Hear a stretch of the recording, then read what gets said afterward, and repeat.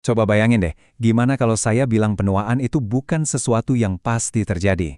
Hari ini, kita bakal kupas tuntas gagasan radikal dari Dr. David Sinclair bahwa penuaan itu sebenarnya bukan takdir, tapi sebuah kondisi yang bisa kita kendalikan dan bahkan kita lawan. Nah, kita mulai dari pertanyaan yang satu ini. Anggap aja ini sebagai landasan berpikir kita hari ini.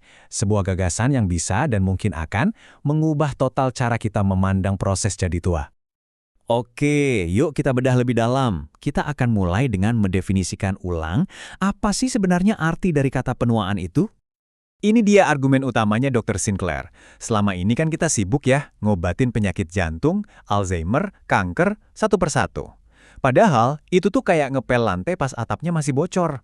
Nah, menurut dia, kebocoran utamanya, akar dari semua masalah ini, ya proses penuaan itu sendiri.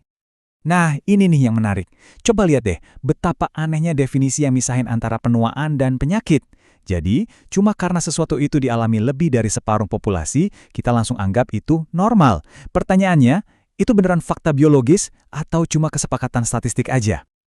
Oke, jadi kalau penuaan itu masalahnya, gimana cara kerjanya di level biologis? Nah, untuk ngertiin ini, ada analogi yang keren banget. Coba bayangin, di tubuh kita itu ada dua jenis informasi.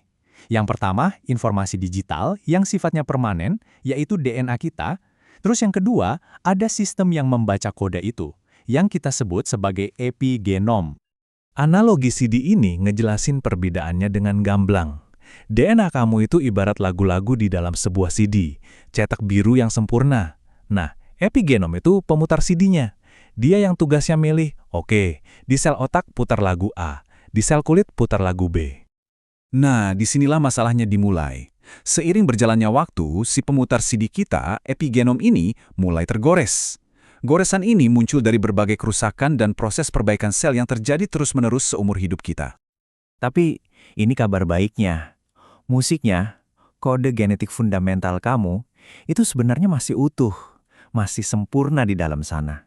Nggak rusak. Masalahnya, karena goresan-goresan tadi, pemutar CD-nya jadi salah baca lagu. Akibatnya, sel-sel di tubuh kita mulai lupa sama tugasnya. Bayangin sel otak tiba-tiba nyalain gen buat sel kulit.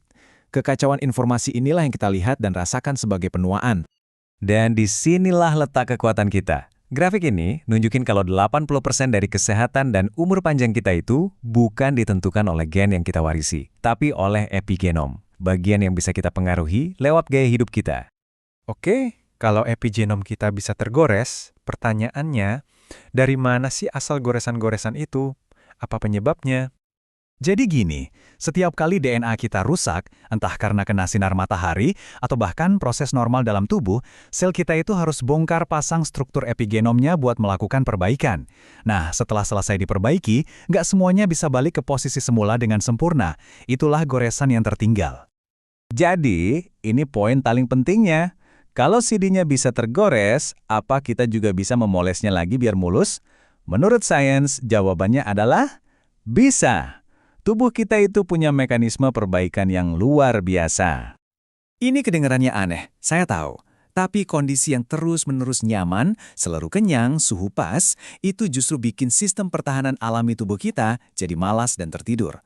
Ternyata, sedikit stres yang terkontrol kayak rasa lapar sesekali, itu justru jadi alarm yang membangunkan mekanisme perbaikan internal kita. Coba perhatiin tabel ini deh. Waktu kita puasa, lihat apa yang terjadi. Gen umur panjang yang namanya sirtuin itu jadi nyala. Mereka ini ibarat kru perbaikan di tubuh kita.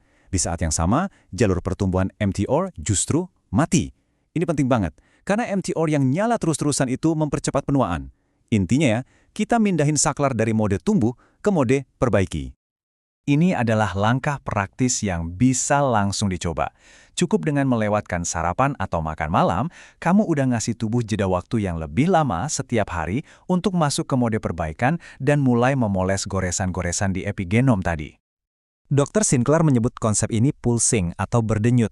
Jadi idenya bukan untuk sengsara terus-terusan. Kita mau menciptakan sebuah ritme. Tantang tubuh kamu, lalu kasih nutrisi untuk pulih dan jadi lebih kuat. Siklus inilah yang mengoptimalkan kesehatan kita untuk jangka panjang. Dan ini bukan lagi cuma soal memperlambat penuaan loh. Kita sekarang ngomongin sebuah kemungkinan yang luar biasa, memutar kembali jam biologis kita. Lihat angka ini, 35%. Ini bukan angka main-main. Dalam studi pada hewan, dengan memicu mekanisme perbaikan seluler yang mendalam lewat puasa, para ilmuwan berhasil memperpanjang sisa hidup tikus tua hingga 35%. Coba bayangkan implikasinya kalau diterapkan pada manusia. Ini ada lagi contoh yang bikin geleng-geleng kepala.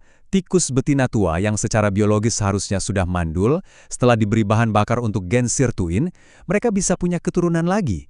Ini benar-benar menantang semua yang tertulis di buku biologi soal mamalia betina yang katanya kehabisan sel telur. Kita tutup dengan pesan yang sangat positif dan memberdayakan ini. Tubuh kita itu punya kapasitas bawahan untuk memperbaiki diri dan jadi baru lagi. Sains modern mulai menunjukkan pada kita cara untuk menyalakan kembali kapasitas tersebut. Jadi saya tinggalkan Anda dengan pertanyaan ini untuk direnungkan. Informasi untuk menjadi muda itu sebenarnya udah ada di dalam DNA kamu sejak lahir.